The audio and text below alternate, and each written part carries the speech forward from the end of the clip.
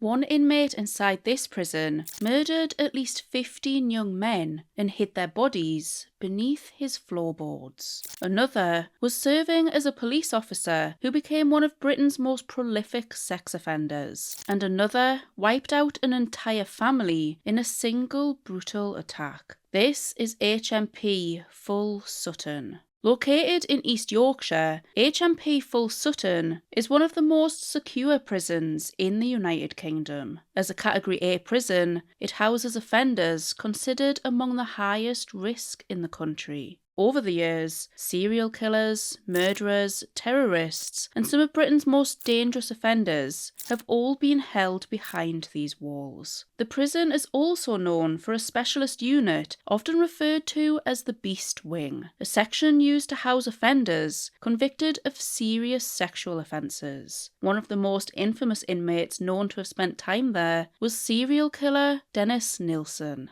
Today, we're taking a look at some of the current and some of the most notorious inmates known to have been held at HMP Full Sutton.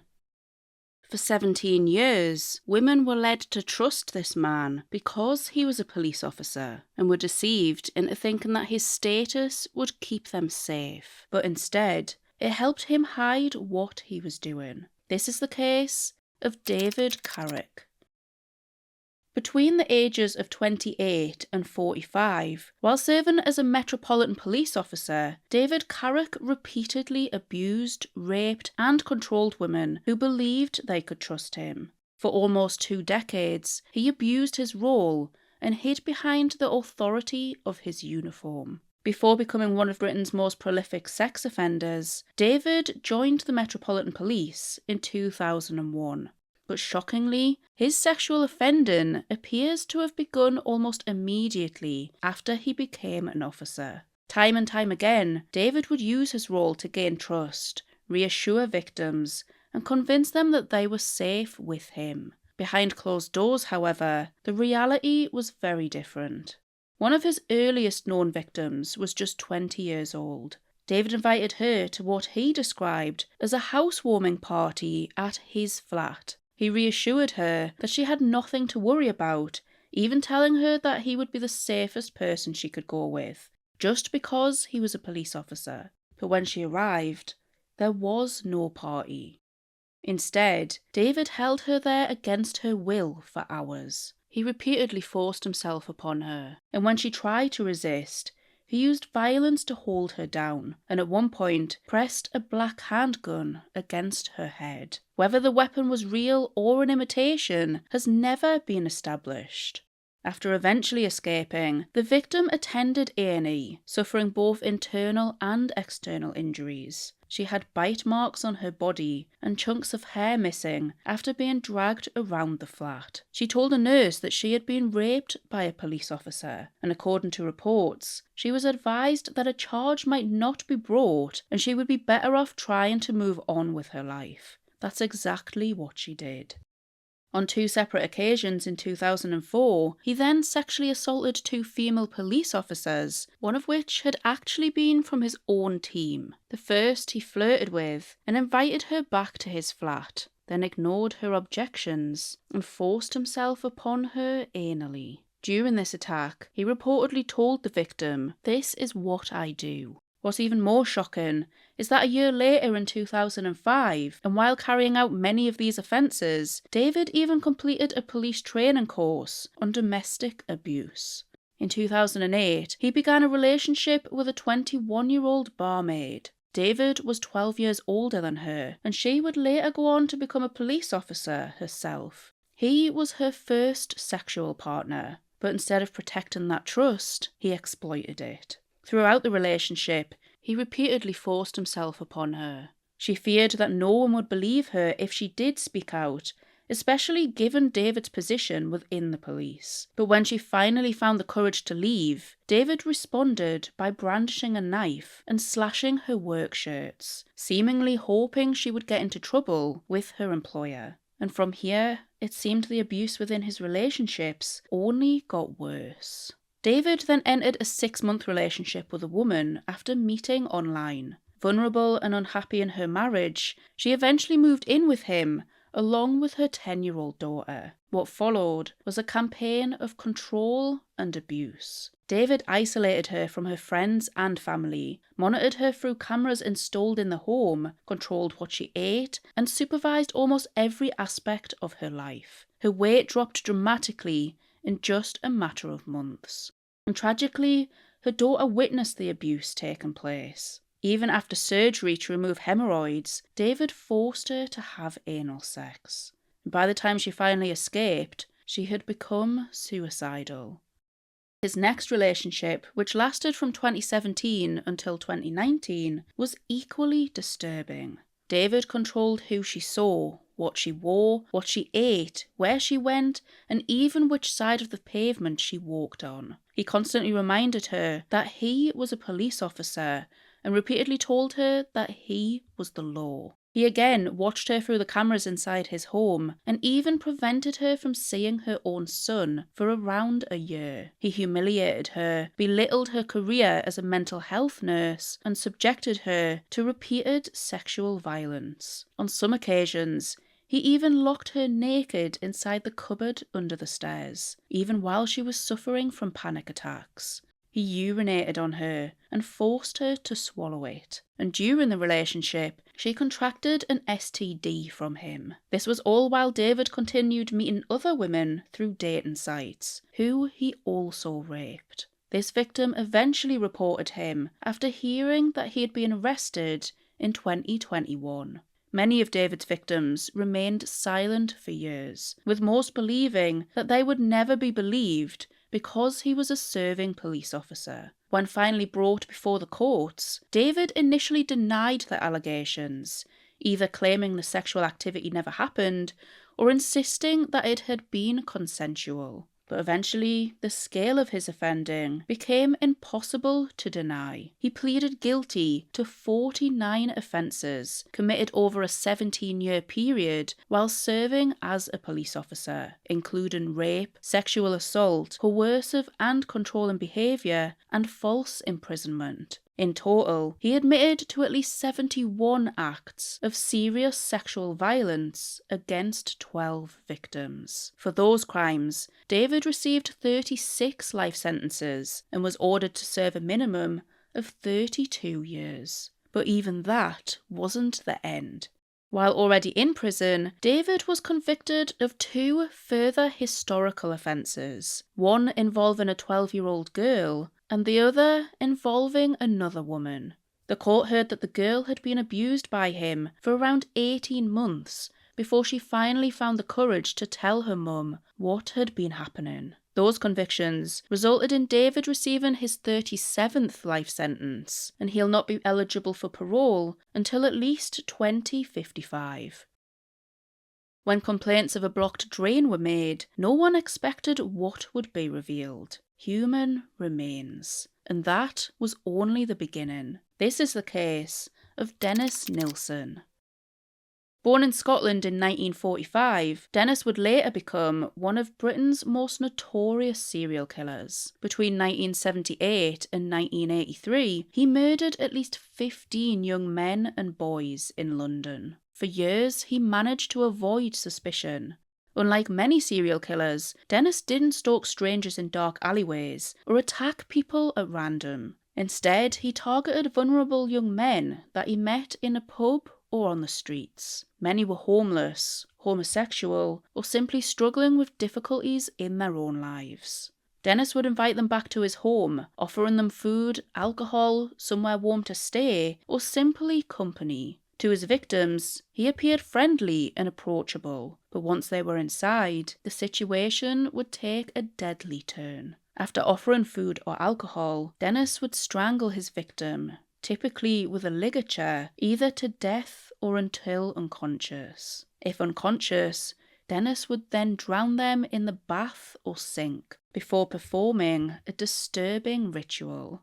Dennis kept the bodies inside his home for days, weeks, or even months. He would sit with them, talk to them, wash and dress them, and sometimes even position them around the flat as though they were still alive, and in between, hiding them under the floorboards. As decomposition began, he attempted to conceal the evidence.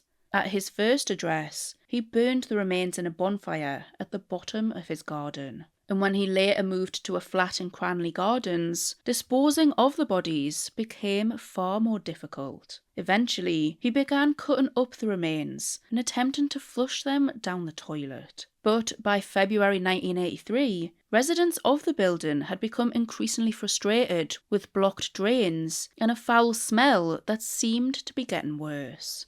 On the 8th of February, a drainage contractor came out to investigate. Inside the pipes, the workers discovered what appeared to be human flesh and bone, and police were contacted immediately. When officers arrived at Dennis's flat, they were immediately met with a foul smell, a smell that officers recognised as rotten flesh.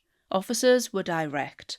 When asked if there was a body inside the flat, Dennis simply pointed towards the wardrobe. Inside, 2 bin bags were found full of human body parts. Dennis was then arrested. In the car, an officer asked Dennis, "Are we talking 1 body or 2? Dennis reportedly turned and calmly responded, 15 or 16. Within the flat, parts of 3 bodies were found. These were later identified as Stephen Sinclair, Graham Allen, and John Howlett. During interviews, Dennis confessed to the gruesome details, but only 8 of the 15 or 16 victims could actually be identified.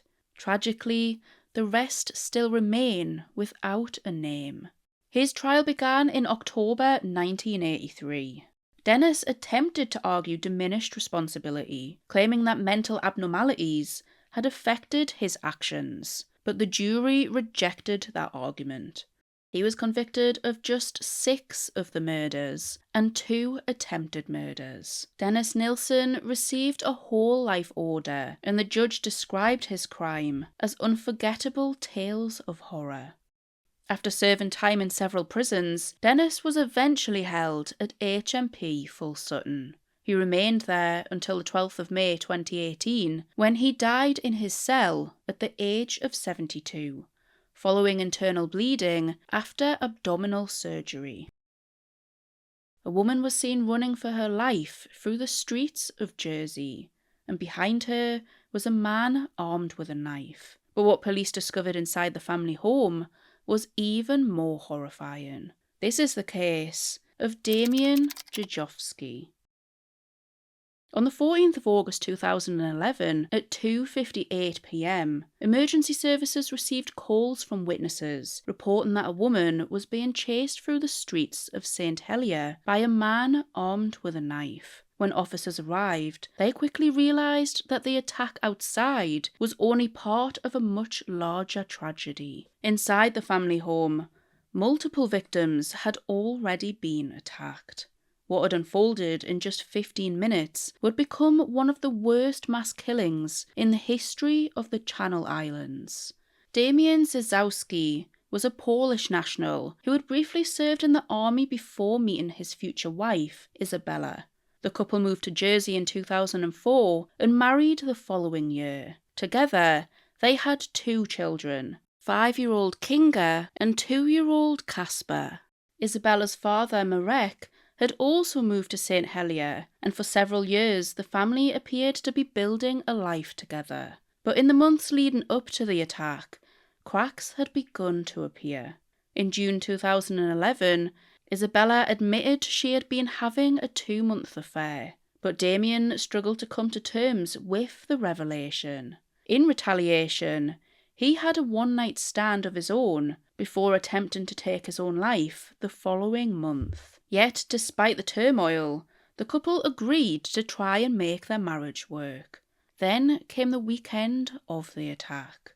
The day after returning home from a trip to Poland to visit family, Damian and Isabella hosted a barbecue at their home. Among the guests were Isabella's best friend, 34-year-old Marta de la Haye, and Marta's 5-year-old daughter, Julia. Isabella and her dad, Marek, left the home to collect Marta and Julia, but when they returned, Damian was nowhere to be found. He had left 5-year-old Kinga and 2-year-old Kasper unsupervised. When he eventually returned, an argument broke out. Isabella questioned where he had been, but despite the tension, the barbecue continued. Guests ate, drank, and spent time together, and Damian was drinking whiskey throughout the afternoon. Then, at around 2:45 p.m, everything changed. Without warning, Damian armed himself with 2 knives and approached 56-year-old Marek as he was sat watching TV. He launched a violent attack, repeatedly stabbing him before leaving one of the knives embedded in his back, severing his spinal cord. Remarkably, he was still alive at the time. Unable to walk, he dragged himself along the hallway in an attempt to reach the children. Investigators would later believe that Marek was attacked first because he was the only other male present and the only person capable of physically stopping what was about to happen. Damian's next victim was his own 2-year-old son, Casper. The toddler had been playing with cars when he was stabbed 5 times in the chest and another 8 in the back. Then was his 5-year-old daughter, Kinga. She was painting alongside Julia when Damian attacked her, stabbing her 16 times. Julia, Marta's 5-year-old daughter, was also attacked. Despite trying to escape into the hallway, Damian continued attacking Julia there. After attacking the children, Damian then turned his attention to the remaining adults. 30-year-old Isabella suffered 3 fatal stab wounds to the chest. Yet despite her injuries, she somehow managed to escape. She ran through the bedrooms and locked herself inside a bathroom. Then, using her dad's mobile phone, she desperately attempted to contact emergency services, but she called 997, the emergency number for Poland. This call failed to connect. With no help coming, she fled the house, and at around the same time, Damian attacked and killed 34-year-old Marta Dillahay. Moments later, witnesses watched as Isabella ran through the streets, desperately trying to escape, while Damian chased after her, armed with a knife. Those witnesses immediately called 999. In just 15 minutes, Damian had killed his wife, his daughter, his son, his father-in-law, his wife's best friend, and her 5-year-old daughter. 6 people were dead. After the attacks, Damian returned to the house and turned the knife on himself. He repeatedly stabbed himself in the chest, puncturing and collapsing one of his lungs. He also attempted to slash his wrists before eventually losing consciousness.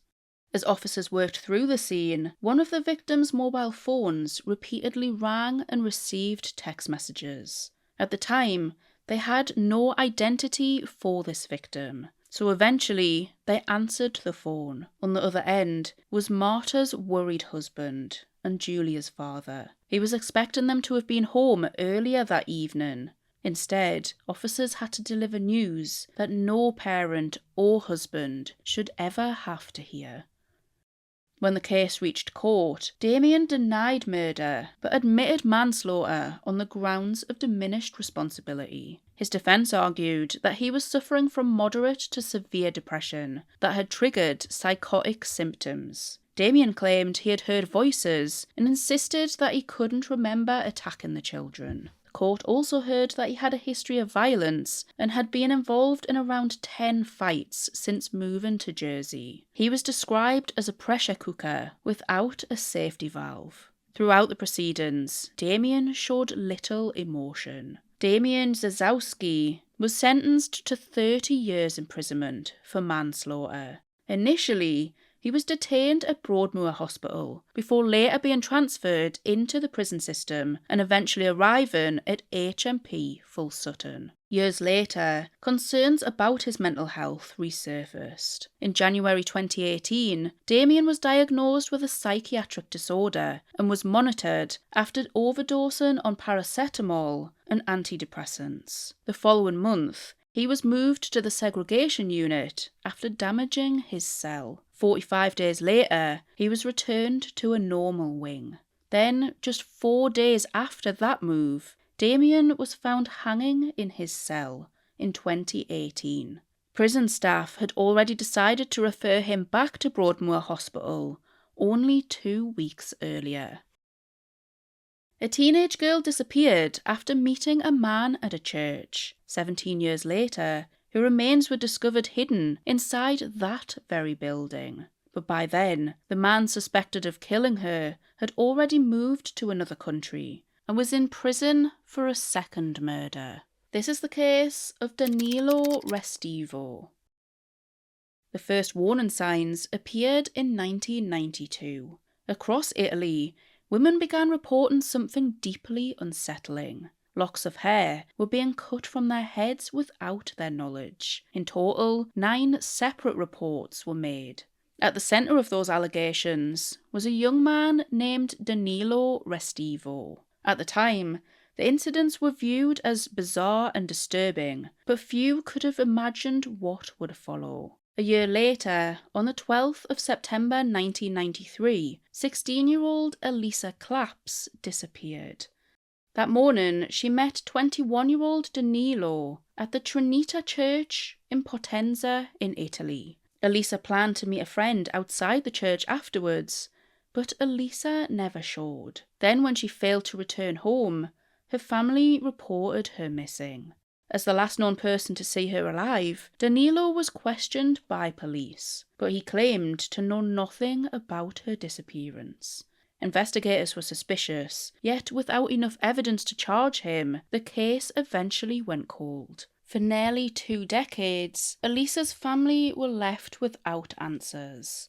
Then in May 2002, Danilo moved to Bournemouth in England to live with a woman he had met online. The property where he lived was directly opposite the home of 48-year-old Heather Barnett, a seamstress who worked from home. Soon after this move, familiar reports began appearing again. Between 2002 and 2004, 15 women and girls in the Bournemouth area reported having locks of hair cut from their heads while travelling on buses or just sitting in the cinema. Then, on the 12th of November 2002, tragedy struck. That afternoon, Heather Barnett's children, 14-year-old Terry and 11-year-old Caitlin, returned home from school. Unable to find their mum, they became concerned. Caitlin eventually checked the bathroom, and inside, she discovered Heather's body. Investigators later determined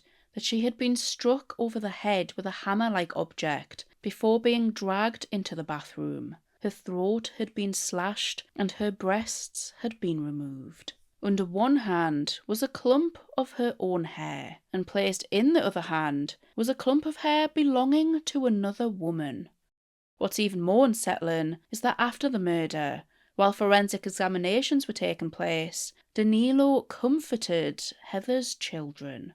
At the time, nobody knew that he would later become the prime suspect. Just days after the murder, police seized a pair of trainers belonging to Danilo that he had worn on that day. The shoes were found soaking in bleach in his bath. Investigators became increasingly suspicious, but once again they lacked enough evidence to charge him. Years passed by. Then advances in forensic science changed everything. A green towel recovered from Heather's home was re-examined, and this time investigators recovered DNA linking it to Danilo. While police in England built their case, a shocking discovery was also made in Italy. In 2010, 17 years after Elisa disappeared, her mummified remains were found hidden in the attic of the very church she had last been seen in. The details were deeply disturbing. Investigators found evidence suggesting that Elisa had suffered at least 13 wounds caused by a sharp object. Then, just like Heather Barnett, hair appeared to play a significant role. Strands of Elisa's own hair had been placed in her hands, while more hair was found beside her body. Investigators concluded that Danilo had persuaded Elisa to follow him into the attic of the church, where he made a sexual advance towards her. When she rejected him, he attacked her repeatedly before hiding her body beneath tiles in the attic. For 17 years, she remained hidden there. Although the discovery of Elisa's remains also gave rise to numerous theories and allegations, some of which continue to be debated to this day. But back in England, the evidence against Danilo had finally reached a tipping point. In 2010, he was charged with the murder of Heather Barnett, and the following year, a jury found him guilty after just 5 hours of deliberation. Danilo Restivo was given a whole life order, but this was later replaced with life imprisonment and a minimum term of 40 years. To this day, nobody knows exactly why he targeted Heather Barnett. Following his conviction in England, Italian authorities charged him with the murder of Elisa Claps. He was later convicted and sentenced to 30 years imprisonment for her murder. For Elisa's murder, he was later convicted and sentenced to 30 years imprisonment. This next inmate hired a van simply to use it as a weapon. This is the case of Darren Osborne. In June 2017, 48-year-old Darren Osborne was living in Cardiff. He was unemployed, hadn't worked for around a decade, struggled with alcohol abuse, and had built up an astonishing 102 criminal convictions dating back to his youth. Friends and family described him as a loner, but in the weeks leading up to the attack, something else had changed. Darren had become rapidly radicalised online. He consumed large amounts of content designed to spread hatred towards Muslims and became increasingly fixated on anti-Islamic and racist ideology. The month before the attack, he watched 3 Girls, a drama based on the real-life grooming and sexual abuse of young girls in Rochdale. And at around the same time, he joined Twitter, where he was exposed to even more extremist content. His views became so extreme that they caused arguments with both his wife and his daughter. Then on the 17th of June 2017, Darren hired a large and heavy van. The following day, he drove it from Cardiff to London. His sole intention was to drive it into a protest, killing as many people as possible. Later during his trial, Darren admitted that he intended to plough through as many of them as possible, but his original plan failed. He was unable to get close enough to the Al-Quds March as he had originally intended to target. Frustrated and angry, Darren then spent hours driving around London, searching for an alternative target. By midnight, he had reached the area around Finsbury Park Mosque in North London. There, he noticed a group of people gathered around a man who had collapsed in the street. This man was 51-year-old Makram Ali. Many of those present at the time were wearing Islamic clothing. To Darren, they represented exactly the type of people he had come looking for, and without warning, he accelerated. Investigators later determined that the van reached around 16 miles an hour before ploughing into the crowd, and the impact was devastating. More than a dozen people were struck and injured. Some suffered serious and lasting injuries. One victim even became trapped beneath the vehicle, and remarkably, some of the very people who had also just been hit rushed to help him. But killed in the attack was Makram Ali, who had earlier collapsed at the scene. He was run over by the van and died immediately, and his injuries had been catastrophic. His heart had been severed from major blood vessels. Family members later described him as a sincere and warm man, always full of laughter and immense love for his family. He left behind a wife, 6 children and 2 grandchildren. His family have been shattered by his loss. Investigators quickly established that this had not been an accident. Darren had deliberately targeted the group because he believed they were Muslims. This attack was then treated as an act of terrorism. Darren fled the vehicle, but he was wrestled to the ground by the public, who restrained him until police arrived. Witnesses later recalled that he appeared pleased with what he had done. After his arrest, he reportedly smiled and celebrated, and while being restrained, he told police, "I've done my job. You can kill me now." Darren Osborne was sentenced to life imprisonment and ordered to serve a minimum of 43 years. This next inmate murdered 3 teenage boys in just 4 months. Then nearly 20 years later, he admitted that there had been another victim all along. This is the case of Stephen Grieveson. Known as the Sunderland Strangler, Stephen Grieveson became one of the North East's most notorious serial killers. Investigators would eventually conclude that he sexually assaulted and murdered teenage boys before attempting to destroy evidence by setting fire to their bodies. For years, investigators believed that his killing spree began in November 1993. On the 26th of November, the body of 18-year-old Thomas Kelly was discovered inside an allotment greenhouse in the Fulwell area of Sunderland. Thomas had been strangled using his own scarf, and after, the greenhouse had deliberately been set on fire.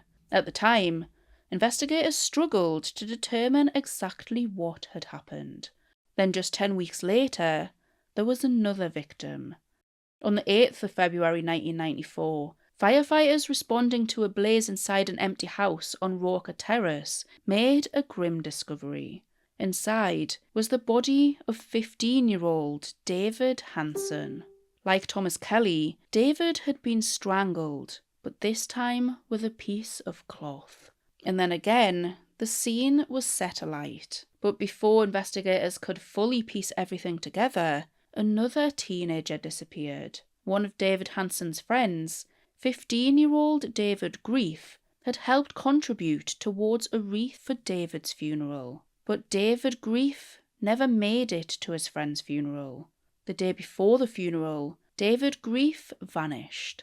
Days later, on the 25th of February, David Grief's body was discovered inside a burnt-out hut in the very same allotments where Thomas Kelly had been found. A belt had been fastened around his neck. Investigators later established that David had been lured to the allotments with the promise of substances. Once there, just like the 2 previous victims, he was forced to perform sexual acts before being murdered. Forensic testing would later reveal semen matching that of Stephen Grieveson.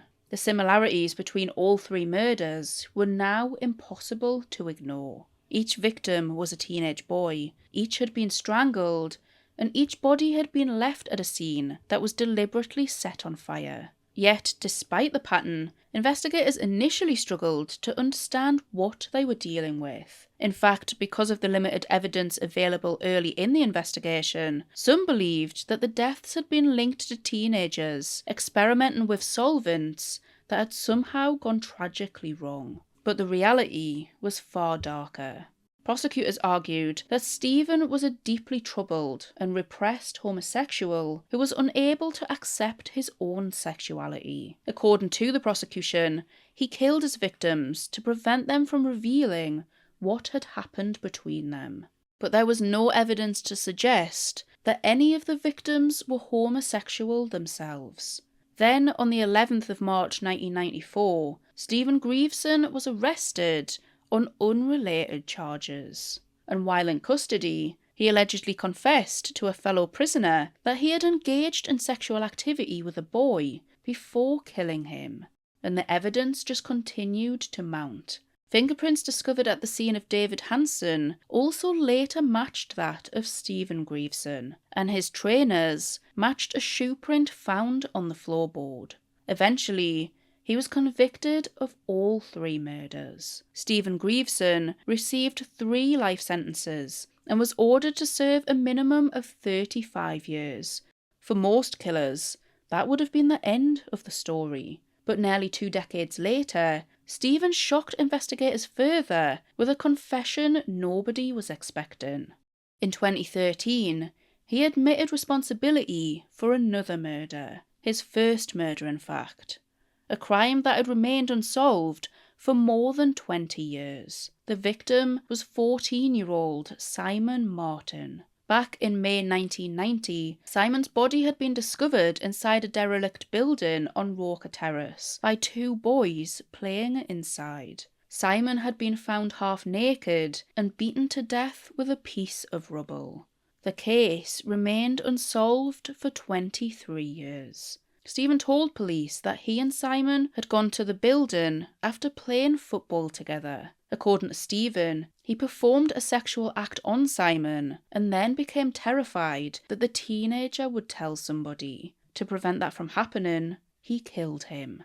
Stephen later claimed that the murder had haunted him for more than 20 years. But he denied murder, claiming diminished responsibility at the time, but this was rejected. For Simon Martin's murder, Stephen Grieveson received a 4th life sentence. The additional conviction pushed his earlier possible release date back significantly, meaning he is now not eligible for parole until 2048.